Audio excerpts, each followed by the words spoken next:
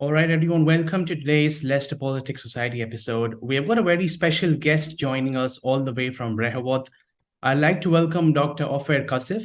He's an Israeli politician. He's a member of the Hadash Ta'al party in the Knesset since 2019. Back in February, they tried to remove him for his views on mutual peace and mutual security for the Israelis and the Palestinians. But of course, they weren't successful in doing so. So thank you so much, Dr. Cassif, for being here with us today. My pleasure. Thank you for having me. We just wanted to know, because you were elected to the Knesset since 2019, could you share some of your insights? How has it been, being an MP for Israel so far? Like, how complex is the politics of Israel?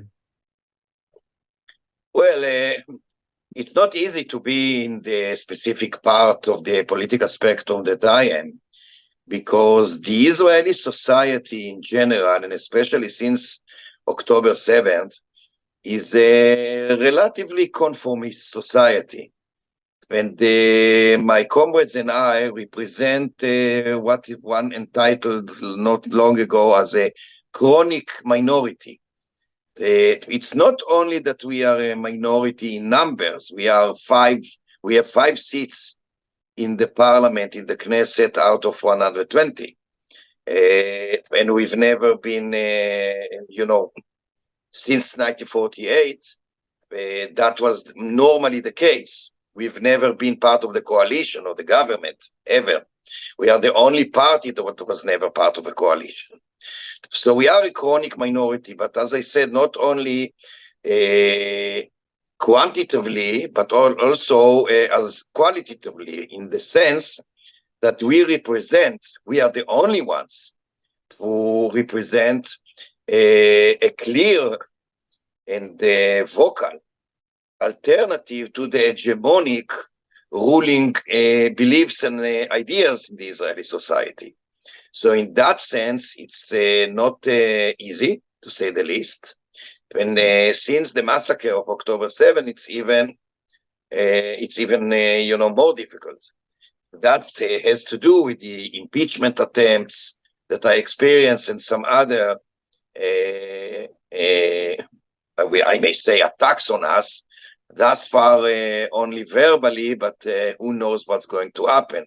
We were more than once quite close to even physical assaults, So the situation is not easy, but we are totally committed to our beliefs and ideas, which stand for social justice, peace, and of course, ending the occupation.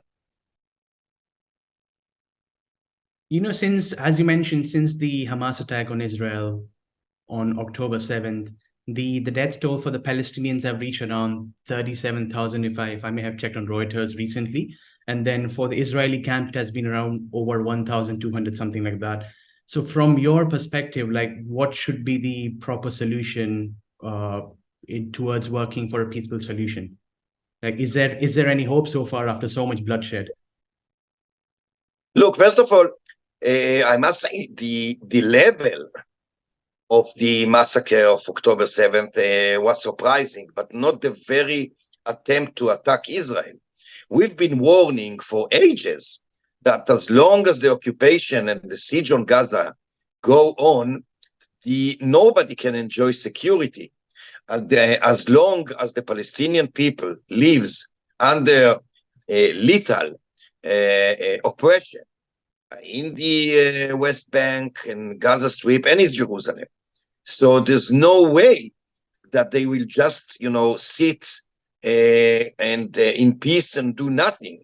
I mean, there are no examples from history, definitely in modern history, of any group of human beings, not necessarily peoples, but it may be women and workers and others, that were under oppression and in one time or another, sooner or later, did not rebel or resist. That's natural. And we said that on top of being malicious and criminal and illegal as far as the international law is concerned, the occupation, it's also a risk for the Israelis themselves. So the massacre of October 7th didn't come as a surprise as far as an act of violence is concerned. As I said, the death toll and the level And the force of this massacre was surprising for everyone and shocking, but not the very attempt to attack. Now, that is not to say that we justify it, absolutely not. We were totally against this massacre, which was a war against, it was a crime against humanity and a war crime. But as you said correctly, ever since this massacre, the government of Israel has been pursuing a worse massacre, because we are talking about at least, at the moment, 40,000 Palestinians who were killed in Gaza. The vast majority are innocent civilians, children, women, old people, people who were injured and they could not get treatment, sick people, the level of destruction, starvation, no medicine, no water. I mean, this is an area of a disaster, man-made disaster. And so in that sense, what the Israeli government has been pursuing or carrying out in Gaza Strip since the massacre committed by Hamas is a genocidal massacre. We should not refer to it or using a sugar-coated terms like, mass killing or something like that. We have to be very blunt and very frank. This is a genocidal massacre. And and in the West Bank, by the way, there's an ethnic cleansing going on under the smokescreen of the ongoing assault on Gaza. Within Israel proper, there is a process of fascization, political persecution of anyone who raises a voice against the assault on Gaza or even expresses sympathy for the children of Gaza. People were arrested for that, suspended from the studies at the university, fired from the workplaces, etc., etc. So everything is connected. And I put the blame, of course, on the Israeli government. So the only thing that must be done, the only way to stop this terrible bloodshed, this terrible suffering of both peoples, is to end the occupation and the siege, and the Palestinian people they have the right to enjoy a full-fledged national self-determination in its own sovereign and independent state in the old territories that Israel occupied in 1967. We've been saying that for ages. We've been saying that since 1967 itself. We've been saying that the Palestinians are entitled to their own national independent state, even in 1948. So it's not something new. That's the only way to stop the bloodshed and to achieve as possible justice as possible. The recent effects of sanctions on the Netanyahu war cabinet. So how do you see Benny Gantz's resignation from the war cabinet? Like, is it just out of fear, or like is it out of personal ambitions? In one sentence, it's too late and too little. Gantz should have not joined this fascist criminal government in the first place. We said that once, but knows how Netanyahu behaves. Gantz and his faction within the government were manipulated by Netanyahu, and they were used as a fig leaf for the crimes of the government. Actually, they were part of those crimes. But it was very clear, the writing was on the wall, before even they joined in practice. So, as I said, it's too little and too late, his resignation. At the moment, it doesn't seem that it changes anything, because still Netanyahu, unfortunately, has the majority in the Knesset. But there's one thing that I hope and believe that may change soon, and that is the level or the numbers of the Israelis who go in the streets, take the streets against the government. Because as long as Gantz and his allies were in the government, many Israelis believed that they should have given a chance to that government and didn't go to take the streets with others. I mean, every Saturday night and sometimes beyond, there are thousands and thousands of people who take the streets around the country, especially in Tel Aviv. Normally between 100 to 200,000 every weekend. But I believe that now, as Gantz left, there are more thousands of them who refrained from going out to demonstrate against the government when Gantz was there. I believe they are going to join soon, and that may make a difference. Unfortunately, I cannot see that it happens very soon, and it's not enough. It is a must, but we also need the international community on our side.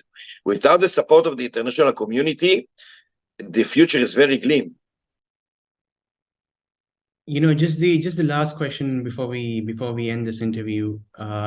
Do you sort of have any message for all the student protesters worldwide, and especially in our Leicester community as well? Do you see that have they sort of affected any sort of change for this conflict? First of all, I want to salute each and every student that goes out and demonstrates against the assault on Gaza, against the genocidal massacre, for peace, for Palestinian liberation, for equality. So first of all, I want to salute each and one of them. There's one thing that is very important for me to say. Don't collaborate with anti-Semites. There's a huge difference between opposing the occupation and the malicious activities of the Israeli government and hating Jews. I am Jewish. There are thousands and thousands of Jews in Israel and millions across the globe who stand with those who demonstrate against the massacre and for Palestinian liberation and justice. Don't conflate the two, because first of all, because it's wrong, it's morally wrong. Secondly, because it's counterproductive. One of the things that the Israeli government has been doing is to manipulate the marginal anti-Semite calls within the resistance movement to say that the all resistance movement is anti-Semite. We all know that it's wrong, that it's a sheer lie, but it plays into their hands. So for both moral reasons and practical reasons, just get rid of those anti-Semite thugs. They are not our companions. Absolutely. Thank you so much, Dr. Cassif, for sharing all those valuable insights. I hope your message of peace reaches out to as many people as possible. As you said, especially those stirring hatred in Israel. So absolutely enjoyed speaking to you, and much love to our viewers as well. Hopefully see you. Thank you so very much. Have a nice day. Bye-bye.